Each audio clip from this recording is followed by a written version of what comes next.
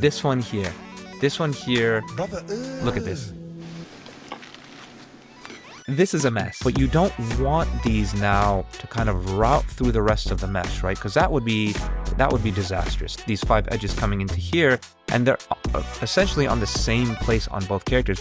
I mean, they're like nesting these kite quads, right? So you can see all of this happening here. Improved the facial animation. They spared no expense on his face, and you can see that, you can feel that when you play the game. Like, that's where, especially this one is probably my favorite. Like, that's just a lot of edges coming in, and they don't want to route it anywhere else. Hey guys, so today I wanted to try something new. As you can see in front of you, I got this Miro board of a bunch of different types of topology examples used in a bunch of different industries, right? So this is something that I typically do in the university or at institutes, where I put together a lot of samples and I just spend a little bit of time just kind of going through, because this gives you context as how the industry is using 3D modeling, topology, sub-D modeling, and all of that good stuff. So for this, from a YouTube channel, I'll probably edit it down a bit, but if you want full access to this video, you can get that either on my Patreon or on my course website. Well, there are many different types of industries, and I'll be focusing specifically on VFX, animation, so feature animation and cinematics, and games. And it will include topology examples for characters, vehicles, environments. You'll have a good understanding of how these models are created. And then I also wanted to give a shout out to Elliot. Like I said, I've done this in labs, but I've been following him for a bit, and I've seen that he kind of does a similar thing with his Miro board and has a great breakdown, puts together samples, and I always appreciate his insight, right? So I was like, I've always done this, let me give it a shot for YouTube here, and hopefully, you know, as usual, people find a benefit into it.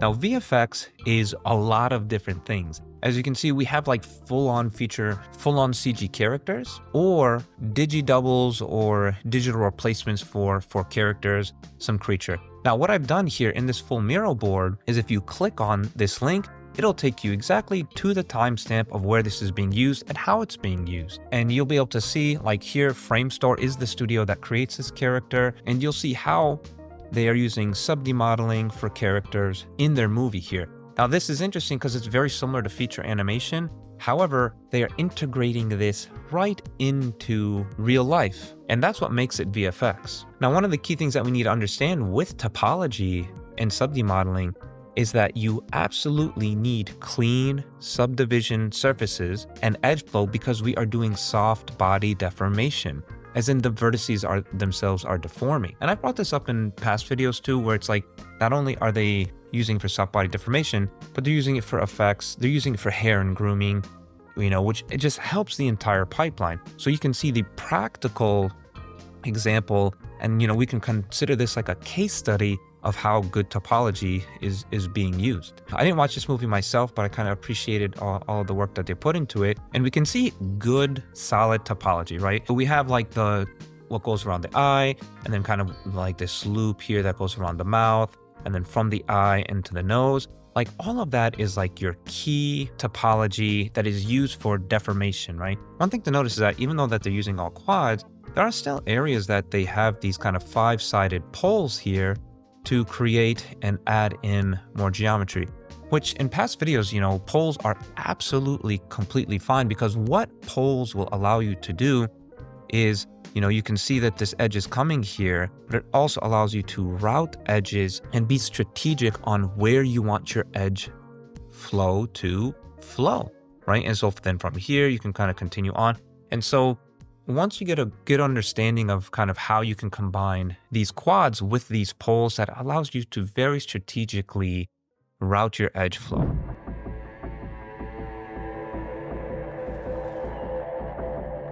Now we're looking at like full-on character replacement or actor replacement. And what's cool about these digi-doubles is that they will typically have kind of a base mesh here. So if you look at this topology here, I mean, it is the same, right?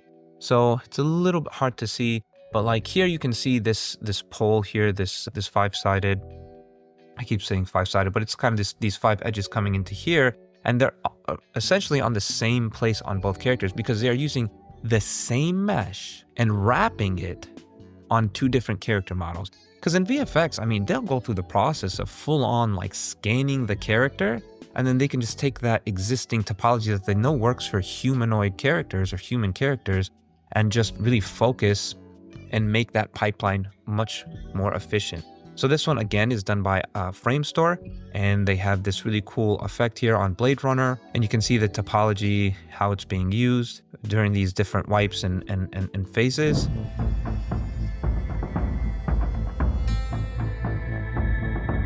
Now here, this one was pretty cool too, because this is from, how Dune Prophecy did the visual effects. And you can see here, they've got this cute little lizard here that's kind of like this mech-based stuff, and it's using good old, sub-D modeling here. But then you'll see this shot here of this character that looks like, honestly, it looks like a game model. What's interesting is like, it looks like a game model.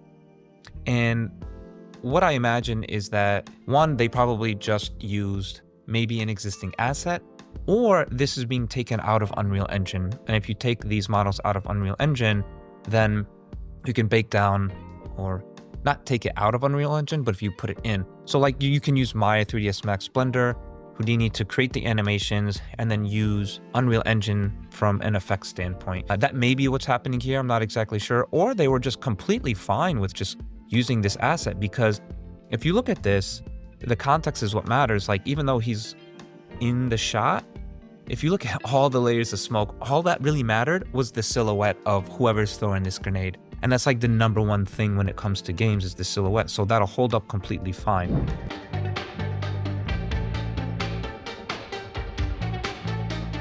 If I click on this link here, you can see what's really cool is another resource that's really good is Class Creatives. So he does a fantastic job. He puts together these breakdowns of kind of how animations, models, the whole VFX process and how it's being used with Maya. You can see just, they're using sculpt, they're using blend shape, they're using morph targets.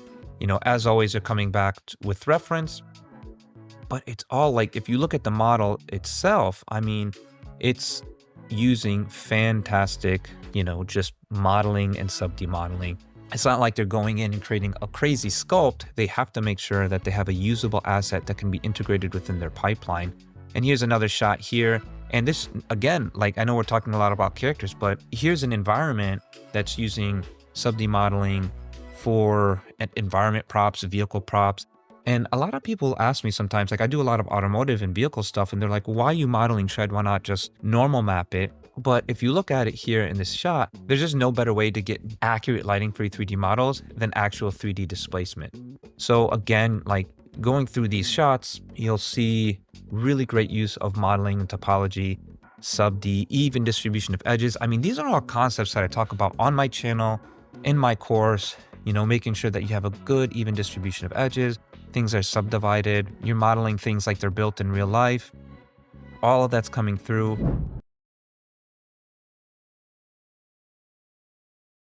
Are you tired of buying tutorial after tutorial, hoping the next one's going to unlock your 3D modeling skills? Well, I'm here to get you out of that loop.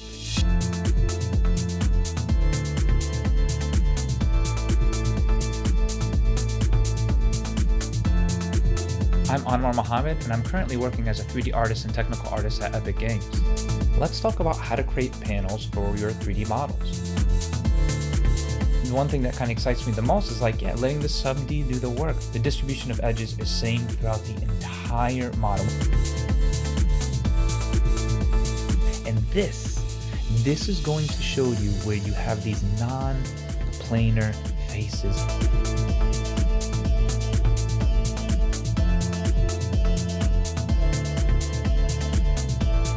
This course isn't a one and done thing. I'm going to continue to evolve it with your feedback. So ready to finally take your skills to the next level? Enroll now, and I'll see you there.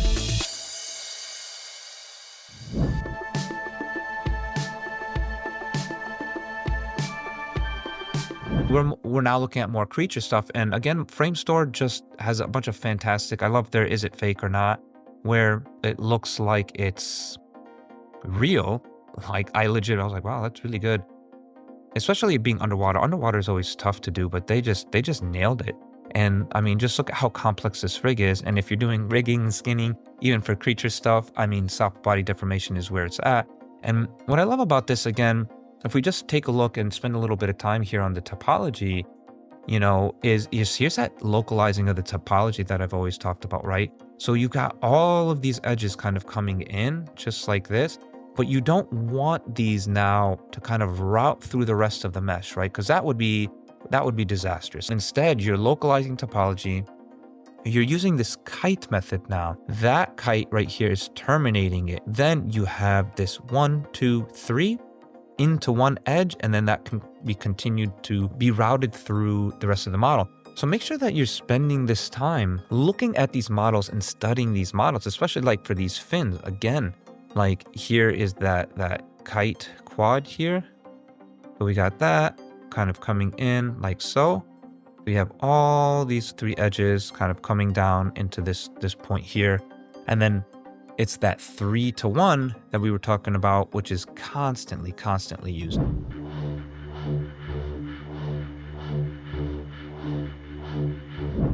Then we have some DNEG, Double Negative Studios. They've got some cool breakdowns here from the Atom project. Really cool stuff because like here, I mean, they're right up close. This is what I always mean. For sub-D modeling, if your camera is right up in there, really close, and you need to add in that detail, then you just subdivide and increase that detail because you're like, oh, we noticed some artifacting or we noticed some faceting that's happening here. No problem, just add another subdivision. And here you can see, again, these localization of topology techniques for these corners. So, you know, they probably have something like this where, you know, they have these really sharp corners. And that's one of the tough things about hard surface and sub-D modeling, right? Let me pick a different color. So, you know, you have, you know, these edges that are kind of running like this. And instead of like, again, adding a bunch more edges here just for these corners, what you're going to do is localize that topology. So now if I add one like kind of that runs like, again, similarly like this, now what you can do is just manually go in and I can just kind of go around that corner, and each one of these now become this corner here. And you can even do that again where you're just kind of localizing that topology here just to be able to start on that corner. If I highlight these right now, each one of these points, maybe I'll get one that's a little bit bigger here, a little thicker. Each one of these points now is a vertex. So hopefully that makes it a little bit easier to see. And each one of these now are a quad. And that's how they're localizing that topology, because otherwise, right? Because otherwise you're now going to have to be running, like if you're not careful, you're running all of these extra edges throughout the model. And that's something that I talk about all the time. You don't want to do that. You want to localize it. And you'll see this all over the place. Let me stick to orange here on this. And you're going to see that again, here's that kite diamond shape here.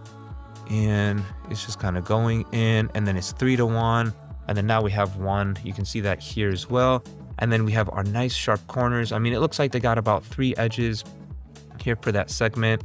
So that's looking solid.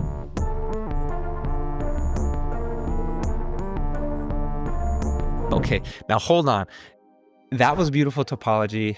And this is coming from, that's DNEG. But man, this one here, Brother, look at this.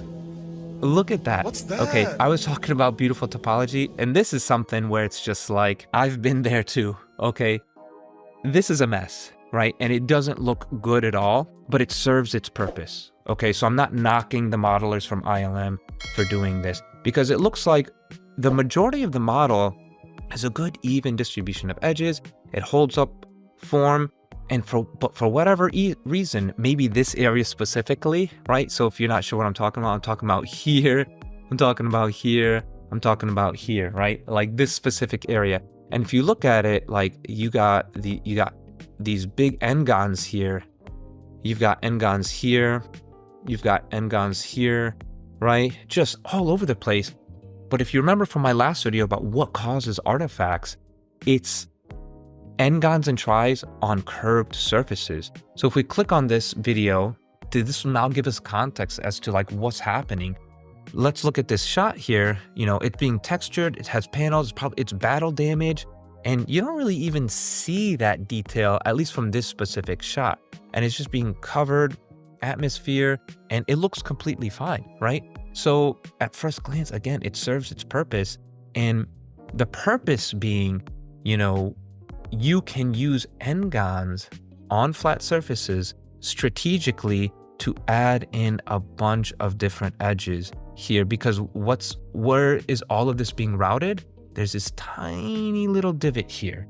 That's what's being here. Anywhere you see these divots, right? Like that's where, especially this one is probably my favorite. Like that's just a lot of edges coming in, and they don't want to route it anywhere else. So a big mess of stuff, again, at first glance, but it makes sense. You know, they're flat surfaces, so they're easy to unwrap in texture, and it's not deforming, right? It's a very solid. The only thing that's really animating, like the whole thing is moving, and it's just the train tracks that are still rigid animation. This is just kind of a really cool one to take a look at, coming from, you know, just one of, if not the best VFX studio out there, being ILM.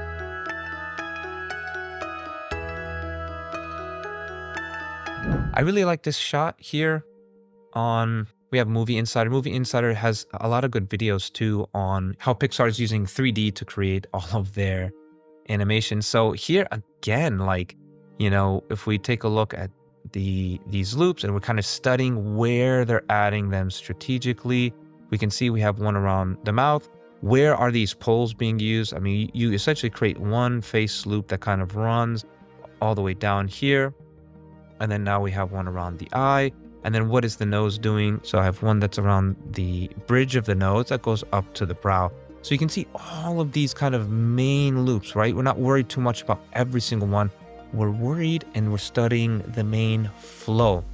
And I'll try to include some just like the basics of facial topology and these face loops, but it's based off of the actual face and musculature of the face. And even more so, like I love this shot. They do a lot of zoom in shots here for the hand. And if you look at this hand, again, I've talked about it, where you really primarily have you don't have that many loops going up the length of the arm. However, you need a ton of edges for the fingers and the hands, especially where you're doing a lot of these intricate animations. And so now we have, like, you know, they're like nesting these kite quads, right? So you can see all of this happening here, and then that's coming down to about here. And then again, that's being nested here. You can see all of these are terminating where? Into this one single edge here, which is pretty crazy. But now we don't have to worry about bringing in 1, 2, 3, 4, 5, 6, 7, 8. All of those edges are coming down to 1. Here's a cool one again by the animation of Ultraman Rising. This one was done by ILM again, and just a fantastic shot. Like, if I was in my undergrad, I wanted to get into feature animation because Ultraman is full-on feature animation. Honestly, I'd probably recreate this entire shot. I would do this like as a capstone project or like a 6 to 8 week project and just recreate this shot if I really wanted to go in as in a feature animation. And then again, not only do the lighting, but try to match not only match the modeling, but also try to match the lighting and everything. Really cool stuff. I mean, I love this shot, and you can see, everything in here is sub-D'd or cloth simulation. Like all of these clothing back here, shoes, the background props, the baseball bats, the chairs, just all of it looks beautiful.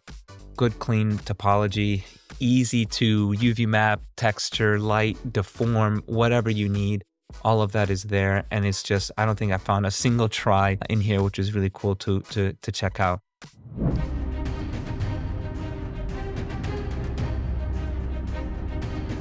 So with games, topology is just as important, right? There are some different considerations you have to keep in mind, but I actually want to start here. Like, this is hands down probably one of the best talks I've ever seen. And it's for Blizzard and Overwatch. You know, shout out to, I'm going to say his name wrong, Rakan Kamash, you know, and he just does such an amazing job, him and the team, showing what goes into creating a character for Overwatch.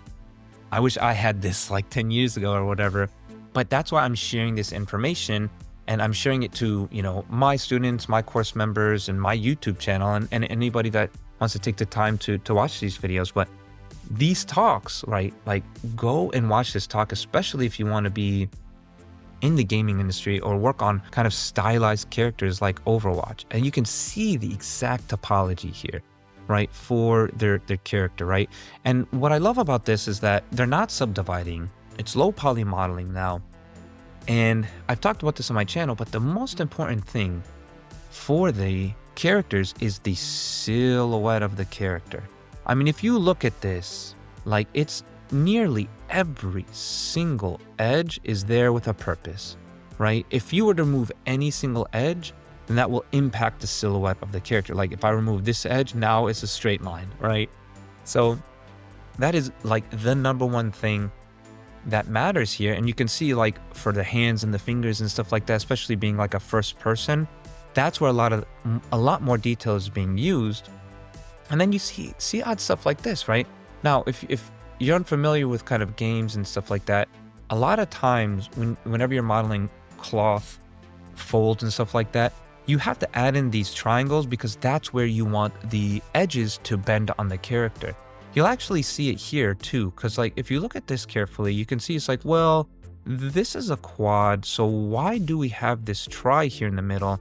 It's because a lot of times you need to tell the engine, well, I don't want the edge to be this way because it's going to cause an artifact, or it wasn't baked that way, or it's not supposed to deform that way. So here again, you kind of keep it and you put it purposefully here. So yeah, I mean, just a beautiful example. And you can see it's still using the same techniques. It's still using localizing topology techniques where, you know, we're coming into this area here where we don't need as much geometry. And then now we can use this kite quad here, this diamond shaped quad, just like here, to bring in the 3-to-1. You can start noticing this theme where it's just like, this is a common technique that's used. And it's also like, because it's games, we can just keep, you know, these as a triangle. So sometimes, you know, maybe you need that third one, or maybe you just use the 2. Now it goes down into these, the 1 here.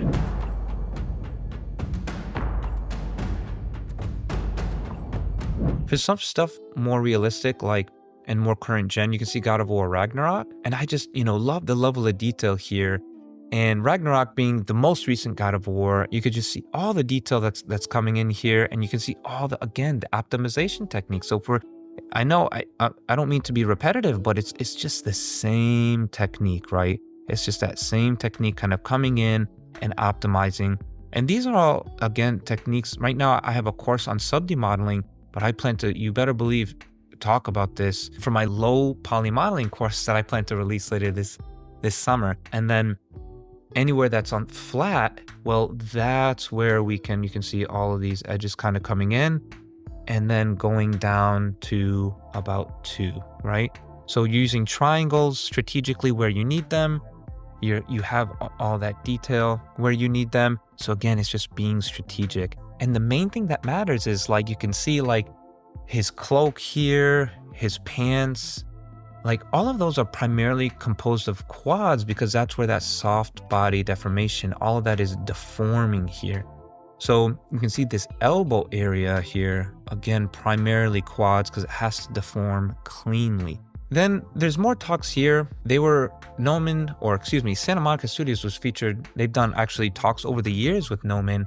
And what I really loved in 2018 version of God of War is that they showed the level of detail differences. I mean, his face, because they really, really like improved the facial animation, they spared no expense on his face. And you can see that, you can feel that when you play the game. Compared to like God of War 3, which was the PS3 version, they definitely included a lot of optimization on the face. But again, comparing the two, I think it's a fantastic side by side. And it's just the same stuff we've been talking about. You know, just this great topology kind of coming in, using your poles, using your details in where you need them, And then we can see this one kind of going all the way around. And then you kind of have this one that goes around the eye and then around the jaw. Really good stuff. Spend that time kind of looking and studying that topology. And of course, like with it being Kratos, kind of optimizing it, that 3-to-1 technique that we talked about, where you're taking 3 edges, taking it down to 1. So again, a lot of cool stuff here, a lot of cool examples. And I wanted to make sure to kind of wrap up, to kind of show you, like, again, I do all of this to help improve myself as a 3D artist. I hope that this was helpful. Maybe this was a little bit long. Like I said, I'll edit the whole thing down for YouTube so it's a little bit easier to watch, but I'll put the full length one on my Patreon and my course. So if you found this helpful, let me know what you want me to cover in the future, and I can be happy to talk a little bit more about different aspects of the 3D art pipeline. And don't forget to check out my 3D modeling and topology masterclass at onmars3d.com, my Patreon and Discord channel. My Discord has grown a lot over the past year, and we have a ton of talented artists. It's completely free, so you can join in the description and comment below. So with that, I'll see you around.